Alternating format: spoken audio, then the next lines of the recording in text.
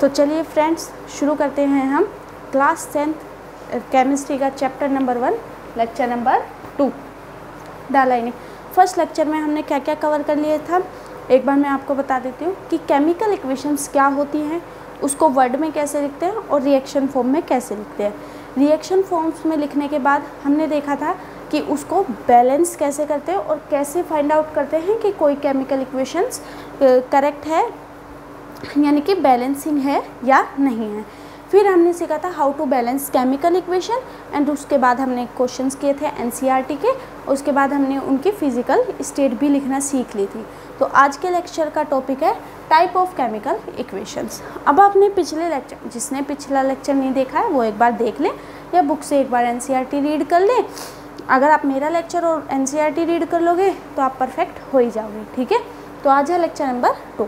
तो आपने जब केमिकल इक्वेशंस देख ली कि केमिकल रिएक्शंस क्या होती है, उसके बाद हम देखते हैं कि किस तरह तरह की होती है ना, उसके टाइप्स क्या हैं।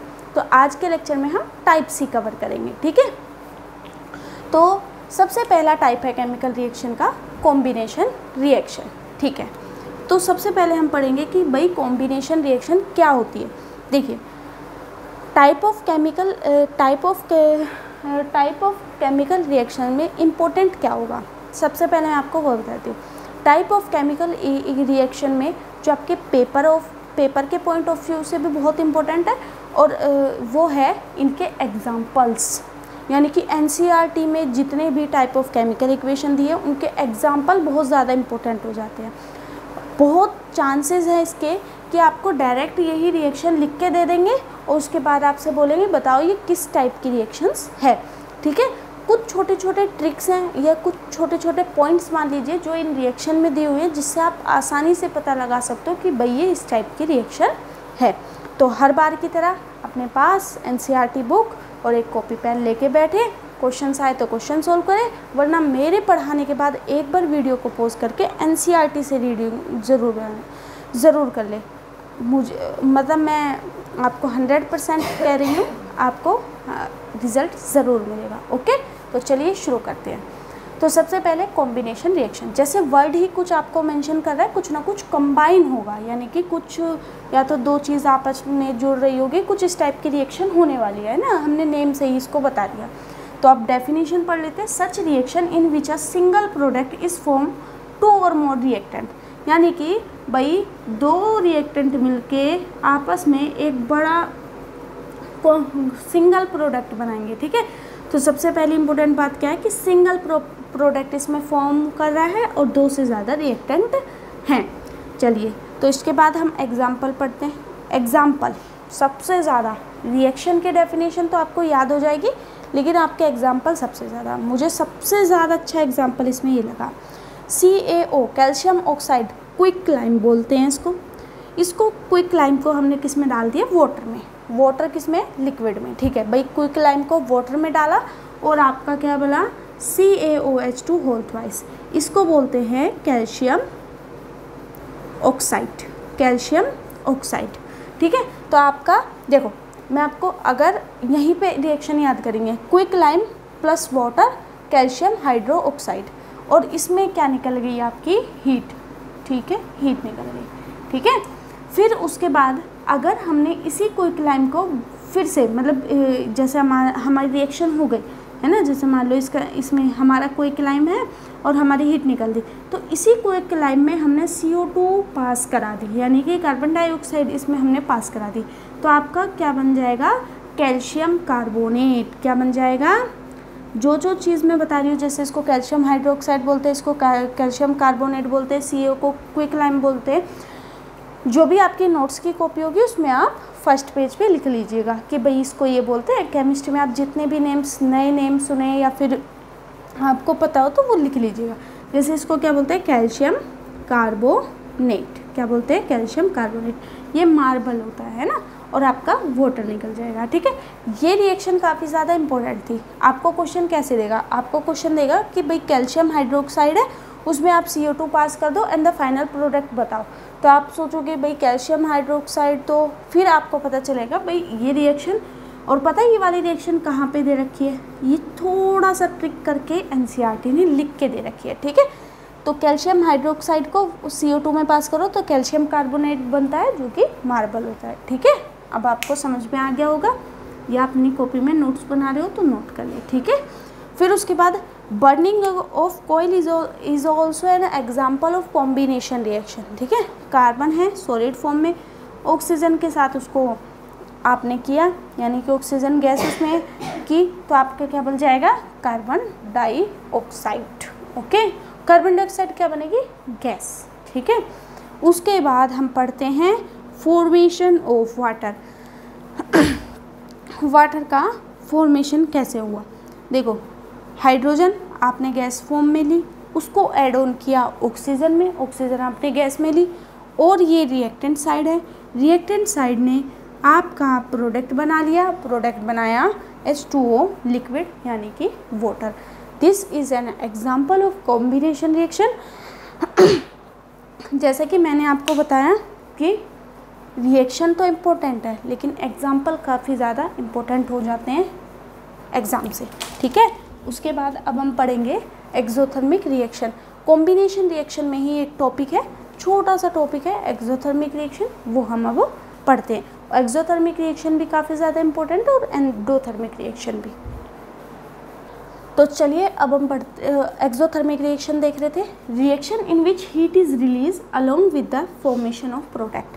भाई प्रोडक्ट भी बन रहा है, प्रोडक्ट के साथ आपकी हीट भी रिलीज़ हो रही है ना, हीट भी रिलीज़ हो रही है, तो इस तरह की रिएक्शन को क्या बोलते हैं, exothermic reaction. Again important reaction, reaction तो इम्पोर्टेंट है लेकिन एग्जाम्पल ज़्यादा इम्पोर्टेंट। देखो ग्लूकोज है, ग्लूकोज होता है जो हमारे बॉडी में जो ब्रेक डाउन होता है ग्लूकोज का, है ना, लिख लीजिए, ब्रेक डाउन होता है जो ग्लूकोज का, है ना, ब्रेक डाउन ऑफ ग्लूकोज। ठीक है, ग्लूकोज का ब्रेक डाउन होता है in the presence of oxygen, in presence of oxygen. ठीक है, इसको आप अपने वर्ड में लिख लेना, राइटिंग थोड़ी समझ नहीं आ रही हो तो।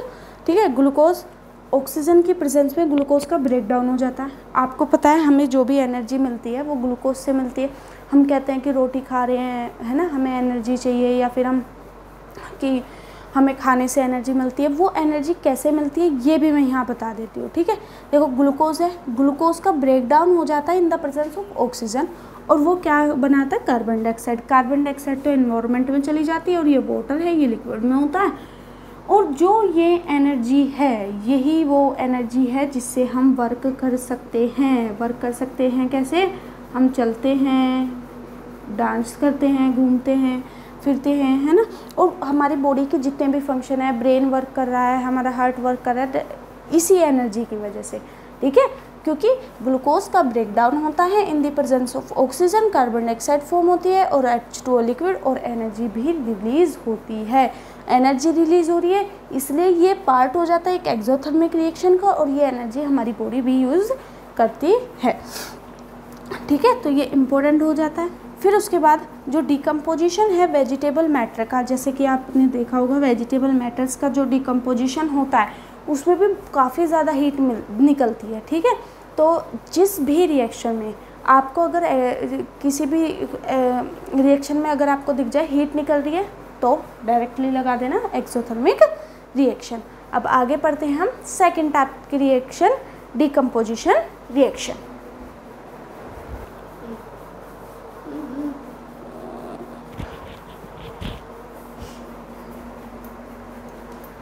तो चलिए अब हम पढ़ते हैं डिकम्पोजिशन रिएक्शन। डिकम्पोजिशन रिएक्शन क्या होती है, भाई सिंगल रिएक्टेंट ब्रेक डाउन कर रहा हो और सिंपल प्रोडक्ट, ये देखो सिंगल रिएक्टेंट ब्रेक डाउन कर रहा हो तो गिव सिंपल प्रोडक्ट, यानी कि कोई बड़ा सा प्रोडक्ट हो, है ना। सिंगल रिएक्टेंट यानी कि कुछ बड़ा सा ही रिएक्टेंट होगा, है ना, ऐसा तो नहीं आप सिंपल प्रोडक्ट ले लो, सिंपल रिएक्टेंट ले लो और वो ब्रेक डाउन हो जाए। ठीक है, कुछ यानी कि कॉम्प्लेक्स सा रिएक्टेंट होगा और वो ब्रेक डाउन हो जाएगा। ब्रेक डाउन कैसे होता है, किसी भी चीज़ का ब्रेक डाउन कैसे कर सकते हो, या तो उसको हीट दे दो, लाइट दे दो, सनलाइट में रख दो, यही सब तरीके होते हैं। अभी मैं लाइन भी लिख दूंगी, है ना, इन सब तरीक़ों से उसका ब्रेक डाउन कर दो और सिंपल प्रोडक्ट में आप उसको कर दो। तो देखो मैंने फिर से बताया रिएक्शन के साथ उसके क्या इम्पोर्टेंट है, एग्जाम्पल काफ़ी इम्पोर्टेंट है। देखो ये जो रिएक्शन है ये NCERT ने एक्टिविटी की फॉर्म में दी हुई है। ठीक है, तो एक्टिविटी की फॉर्म में रिएक्शन दी है, तो हम मैंने इसको ऐसे भी लिखा हुआ है। देखो हमने क्या लिया, फेरिक सल्फेट लिया है। ये जो कलर होता है वो ग्रीन कलर होता है। कैसा कलर होता है, ग्रीन कलर। फिर से वहीं पे जो आपने कॉपी पे स्पेस बनाया, वो जो फर्स्ट मैंने बताई थी कि शायद इसी लेक्चर में बताया था कि अगर कहीं भी आपको कॉम्प्लेक्स है, जैसे फेरिक सल्फेट हो गया या फेरिक ऑक्साइड हो गया, कि क्विक लाइम हो गया, ये लाइमस्टोन हो गया, इनको आप फर्स्ट पेज पे लिख लो, है ना। ज़्यादा चैप्टर नहीं है, केमिस्ट्री के 4 to 5 चैप्टर है, आप याद करके लिख लीजिए, ठीक है। तो देखो रिएक्शन पढ़ते हैं। फेरिक सल्फेट को सॉलिड में था, हीट किया। मैंने कहा हीट भी कर सकते हो, है ना, सनलाइट में भी रख सकते हो, है ना, बहुत सारे तरीके होते हैं किसी भी रिएक्टेंट को ब्रेक डाउन करने के। और आपका फेरिक ऑक्साइड बन जाएगा सल्फर डाइऑक्साइड एंड ट्राइऑक्साइड। देखो ये भी गैस में, ये भी गैस में, ये सॉलिड में, तो आपका लास्ट में यही बचेगा बस, ठीक है, ओके। फिर दूसरा है decomposition of calcium carbonate. Again very important reaction, याद कर लेना। लाइमस्टोन, कैल्शियम कार्बोनेट को क्या बोलते हैं, लाइमस्टोन। कैल्शियम लिख लीजिएगा अगर आप कॉपी में नोट कर रहे हो, कैल्शियम कार्बोनेट। कैल्शियम कार्बोनेट को हीटअप किया तो आपका कैल्शियम ऑक्साइड बना, जिसको आप क्विक लाइम भी बोलते हो, और कार्बन डाइऑक्साइड, ठीक है। ये तो हमने पढ़ी भी थी ना, कैल्शियम क्विक लाइम पढ़ गई, वही रिएक्शन है, ठीक है। अब हम थर्मल डिकम्पोजिशन पढ़ लेते हैं, ओके। तो चलिए अब हम एग्जाम्पल पढ़ लेते हैं। थर्मल डिकम्पोजिशन कुछ नहीं है, थर्मल डिकम्पोजिशन का मतलब क्या होता है, थर्मली किस ब्रेक डाउन करना प्रोडक्ट को, वो रिएक्टेंट को, ठीक है। देखो आपका लेड नाइट्रेट दिया है, इसको हीटअप किया, ठीक है। ब्रेक डाउन आपको पता है किसकी प्रेजेंस पे कर सकते हो, सनलाइट हीटअप कर सकते हो, सनलाइट से कर सकते हो, इन सब चीज़ों से आप ब्रेक डाउन कर सकते हो, ठीक है। लेड नाइट्रेट को हीट किया तो आपका लेड का ऑक्साइड बना, पीबी को लेड ऑक्साइड बना, नाइट्रोजन डाइऑक्साइड एंड आपका ऑक्सीजन बना। This is an example of thermal decomposition. Reaction बड़ी है लेकिन कोई बात नहीं, याद कर लीजिएगा, ठीक है। देखो फिर ये दो एग्जाम्पल भी काफ़ी ज़्यादा इम्पोर्टेंट है। इसको बोलते हैं सिल्वर क्लोराइड, ठीक है, इसको बोलते हैं सिल्वर ब्रोमाइड। दोनों सॉलिड है, ठीक है। सनलाइट इसको भी दी, इसको भी सेम सनलाइट की प्रेजेंस में कराया। तो जो सिल्वर क्लोराइड है वो वाइट कलर का है। देखो रिएक्शन बैलेंस पिछली क्लास में देख ली थी, आप देख लीजिएगा, ठीक है। देखो सिल्वर क्लोराइड आपका वाइट कलर का है, सनलाइट के प्रेजेंस में चेंज हो जाएगा सिल्वर, क्योंकि ग्रे प्लस क्लोरीन। इसको बोल सकते हो डिकम्पोजिशन ऑफ सिल्वर क्लोराइड, और इसको बोल सकते हो decomposition of silver bromide. Silver bromide sunlight के प्रेजेंस में सिल्वर प्लस ब्रोमीन। बट ये रिएक्शन अगर आपको कंफ्यूज करके बोले कि सिल्वर ब्रोमाइड या सिल्वर क्लोराइड में से कौन सी रिएक्शन है जो कि ब्लैक एंड वाइट फोटोग्राफी में यूज़ होती है, दैट इज सिल्वर ब्रोमाइड, ठीक है। इसका एक इम्पॉर्टेंट यूज़ ये था, use in black and white photography. अगली रिएक्शन की तरफ बढ़ते हैं। नेक्स्ट हेडिंग है हमारी डिस्प्लेसमेंट रिएक्शन। जैसे आपको वर्ड ही कुछ आपको मेंशन कर रहा होगा, कुछ ना कुछ डिस्प्लेस, यानी कि किसी की पोजीशन चेंज हो रही होगी या कुछ डिस्प्लेसमेंट पोजीशन वाला होगा, ठीक है। जो ये वाली रिएक्शन है इसमें जो वर्ड्स है ना वही आपको बता देंगे कि किस टाइप की रिएक्शन होने वाली है, ठीक है। तो डिस्प्लेसमेंट रिएक्शन में क्या होगा, when an element displace another element, यानी कि एक एलिमेंट आएगा दूसरे को हटा देगा from its compound. This type of reaction is called displacement reaction, ठीक है।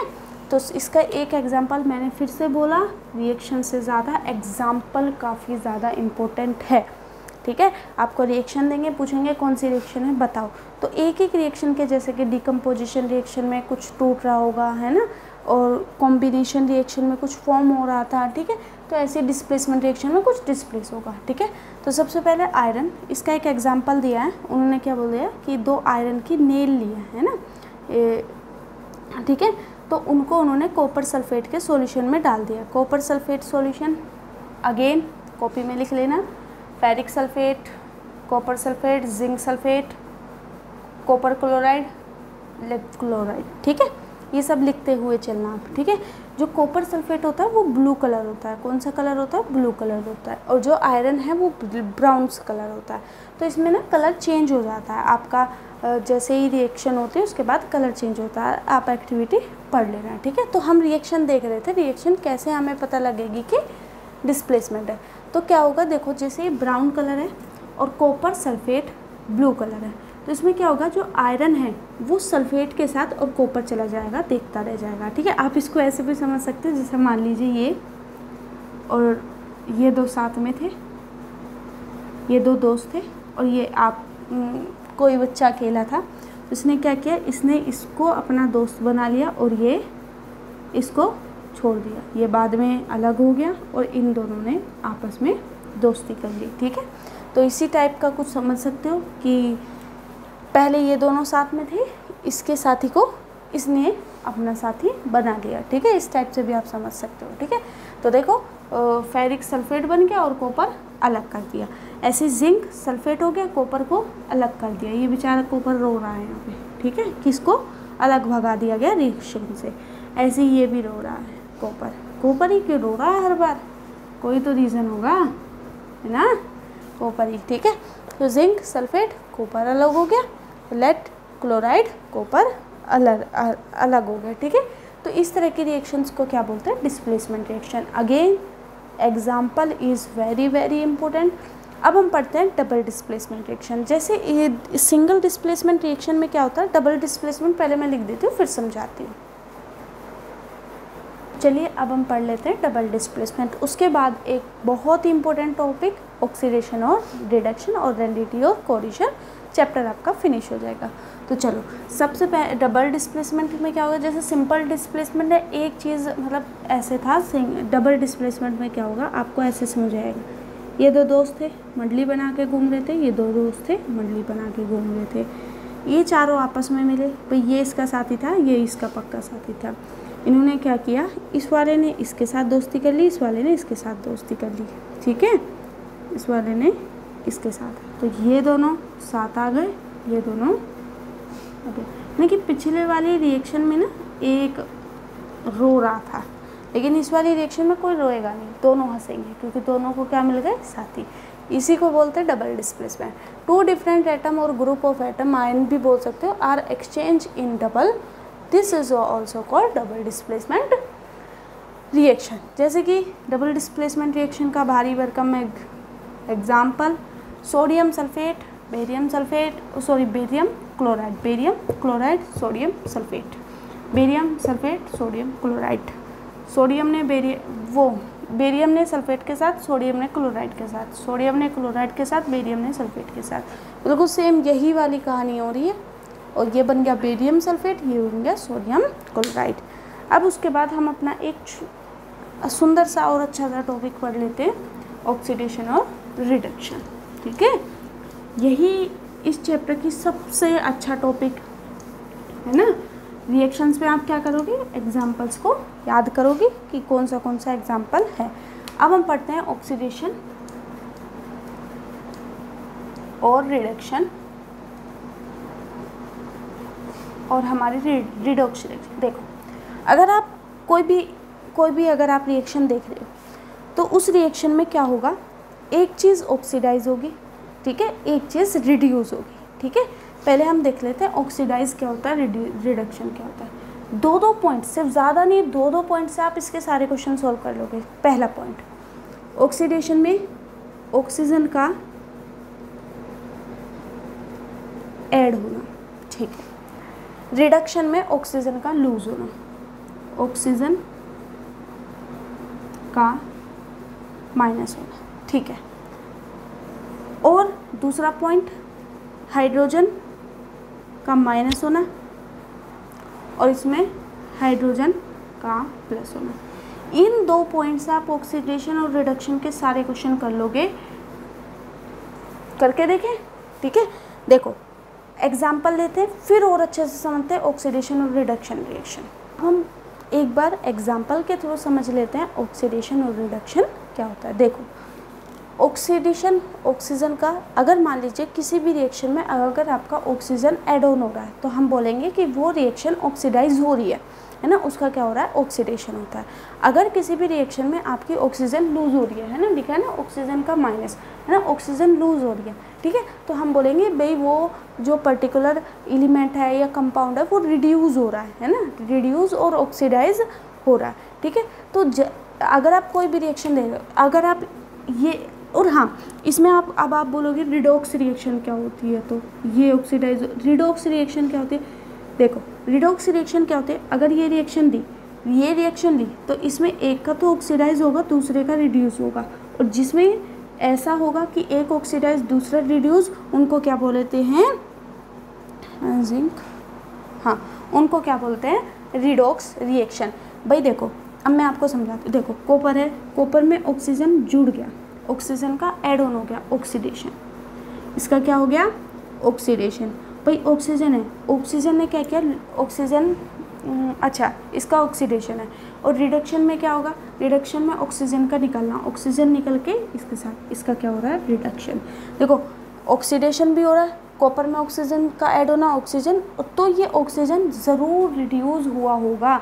अगर आपने किसी भी रिएक्शन में एक पता लगा लिया कि भाई पर्टिकुलर रिएक्शन ऑक्सीडाइज हो रही है, तो दूसरा जो एलिमेंट है वो पक्का से रिड्यूस ही होगा, और दोनों ऑक्सीडेशन और रिडक्शन मिला के क्या बना लेंगी, रिडॉक्स रिएक्शन। अब इसमें देखो जैसे कॉपर है, कॉपर ऑक्साइड बना, यहीं से रिएक्शन ले लो फिर से, और ये क्या हो गया इसका रिडक्शन। अगर फिर से हमने रिएक्शन कराई तो फिर ये रिड्यूस हो गया, और भाई ये क्या हो गया, ऑक्सीडाइज। अब आपको पता चल गया होगा कि जो रिएक्शंस होती है वो रिडॉक्स रिएक्शन होती है, वो सीरीज़ में होती है। पहले ये ऑक्सीडाइज हो गया, फिर ये रिड्यूस हो गया, यानी कि एक एलिमेंट अगर ऑक्सीडाइज हो रहा है तो दूसरा एलिमेंट रिड्यूस होगा।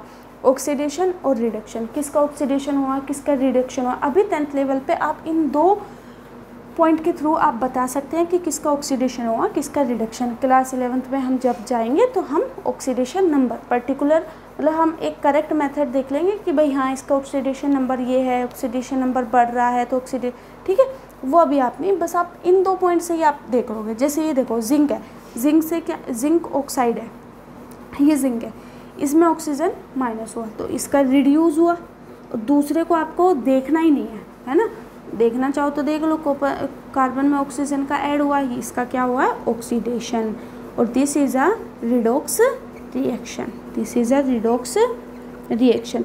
बहुत सारे एग्जाम्पल है, आप अपनी बुक के जितने भी एग्जाम्पल देखोगे वो एग्जाम्पल है रिडॉक्स रिएक्शन के, आप कुछ भी देखोगे वो क्या होता है, रिडॉक्स रिएक्शन। 2 टॉपिक है, उनकी मैं डेफिनेशन लिख देती हूँ, फिर आपका चैप्टर फिनिश हो जाएगा। तो चलिए अब हम 2 टॉपिक है, इसके बाद चैप्टर फिनिश हो जाएगा। हाँ कोई भी चैप्टर परफेक्टली तो फिनिश नहीं होता, उसके बहुत सारे क्वेश्चंस होते हैं, ठीक है, तो आप क्वेश्चन ज़रूर करिएगा। तो 2 टॉपिक है, पहले ये पढ़ लेते हैं। सबसे पहले कोरिजन। कोरिजन क्या होता है, when a metal is attack by a substance around it. देखिए जैसे मान लीजिए आपके घर आयरन है, आयरन को अगर आप यूं ही, अगर उस पर पेंट वगैरह नहीं किया है, तो अगर आपने उस आयरन को यूं ही छोड़ दिया, तो देखो यहाँ आसपास क्या है, एयर, एयर में क्या होता है, मॉइस्चर, ऑक्सीजन, है ना, और कुछ अगर एसिड है, अगर वो इस पे अटैक करके इसके ऊपर, तो इसको क्या कर देंगे, वो डैमेज कर देंगे, है ना, इसको कोरिड कर देंगे, और इसी प्रोसेस को क्या कहा जाता है, कोरिजन। देखो जो अगर आप आयरन देख रहे हो, आयरन पे ब्राउन कलर की कोटिंग चढ़ जाती है कोरिजन की, लेकिन सिल्वर पे ब्लैक चढ़ती है और कॉपर पे ग्रे। ये आपको याद रखना है कि सिल्वर पे ब्लैक, कॉपर पे ग्रीन, आयरन पे रेडिश ब्राउन, है ना, आपने देखा भी होगा कि हाँ। और इस कोरिजन की वजह से बहुत सारा लॉस होता है, कोरिजन की वजह से। कोरिजन से बचाने के लिए हम क्या करते हैं, पेंट कर देते हैं। अगर हम इसको पेंट कर देंगे, जैसे मान लीजिए ये लोहे का हमारा आयरन का कोई सब्सटेंस है, इसको अगर हमने कोटिंग कर दी, इस पर पेंट की, तो क्या होगा, ये ना जो से मॉइस्चर हो गया, एसिड हो गया, इन सब से बचाए रखेगा ये पेंट। ऑक्सीजन आई तो वो इस पर अटैक नहीं कर पाएगी, और एसिड वगैरह इस पर अटैक नहीं कर पाएंगे, जिसकी वजह से ये कोरिजन से बचा रहेगा। That is a process of corrosion and how can you save it, to paint the iron, या फिर आपका सिल्वर हो गया, कॉपर हो गया। इनकी कोटिंग याद रखना, सिल्वर पे ब्लैक होती है, कॉपर पे ग्रीन होती है। नेक्स्ट है आपका रेंसिडिटी। इसमें क्या होता है, जैसे इसको एक एग्जांपल से समझते हैं। मान लीजिए आप चिप्स लेके आए, ठीक है, सॉरी, आपने कोई भी चीज़ देखी होगी अपने घर में, कुछ टाइम बाद वो क्या होती है, उसमें ना थोड़ी सी स्मेल आने लगती है ना, थोड़ा सा खट्टापन या फिर ऐसी स्मेल सी आने लगती है ना, शोर सी, है ना, खट्टी सी हो जाती है। क्यों होती है वो, क्योंकि कोई भी सब्सटेंस है, जैसे मान लो कोई भी फूड खाने की चीज़ हो, तो वो क्या करती है, वो ऑक्सीडाइज होना चाहती है। क्या होना चाहती है? ऑक्सीडाइज, है ना, ऑक्सीडाइज। तो हम उसको, जैसे मान लो आप चिप्स लेके आए, चिप्स आपने घर में चिप्स बना लिया आपने क्या किया, इनको पैक नहीं किया, तो ये क्या होंगे, धीरे धीरे ये क्या होने लगेंगे, ऑक्सीडाइज। क्या होने लगेंगे? ऑक्सीडाइज। लेकिन आपने दिमाग लगाया, इनको ऑक्सीडाइज होने से बचाने के लिए आपने इसमें एंटी ऑक्सीडाइजिंग एजेंट मिला दिए, जो इनको ऑक्सीडाइज ना होने दे। और इनकी जो देखो ऑक्सीडेशन तो होगा, लेकिन उसकी ऑक्सीडेशन को स्लो डाउन कर दिया है ना, जिसकी वजह से वो ज़्यादा लंबे समय तक सेफ रहे। तो इसी प्रोसेस को क्या बोलते हैं? रेंसिडिटी। तो आपका ये चैप्टर कंप्लीट हो गया है। आप मुझे कमेंट ज़रूर करिएगा अगर आपको NCERT सॉल्यूशन और कुछ इंपॉर्टेंट क्वेश्चन चाहिए। Thank you for watching the video. Okay.